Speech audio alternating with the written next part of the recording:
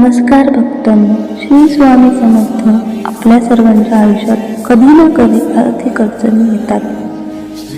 मेहनत करूनही पैसा टिकत नाही किंवा घरामध्ये दारिद्र्य जाणवते. पण काळजी करू नका, कारण भिऊ नकोस, मी तुझ्या पाठीशी आहे असे म्हणणाऱ्या स्वामींनी आपल्याला काही अत्यंत प्रभावी मार्ग दाखवले आहेत. आजच्या व्हिडिओमध्ये आपण पाहणार आहोत की स्वामींच्या आशीर्वादाने आपण आपली आर्थिक परिस्थिती कशी सुधारू शकतो. दररोज सकाळी आणि संध्याकाळी घरामध्ये स्वामी तारक मंत्र आवर्जून लावा किंवा स्वतः म्हणा. हा मंत्र घरातील नकारात्मक ऊर्जा नष्ट करतो आणि धनाचा मार्ग मोकळा करतो. स्वामी समर्थांच्या स्वामी चरित्र सार अमृताचे नित्य वाचन करा. विशेषतः आर्थिक अडचणीसाठी त्यातील 11वा अध्याय अत्यंत फलदायी मानला जातो.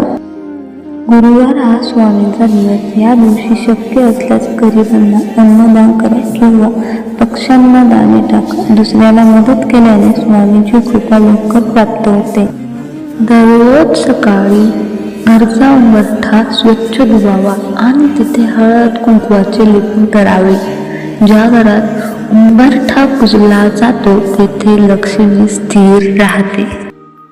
संध्याकाळी तुळशीपाशी आणि देवाजवळ न चुकता दिवा लावावा. दिव्याचा थोडे भीमसेनी कापूर टाकल्यास घरातील वास्तुदोष दूर होतं. स्वामी नेहमी सांगायचे की नुसते बसून चमत्कार घडत नाही. प्रारब्ध नशिबात असले तरी प्रयत्न करणे सोडू नका.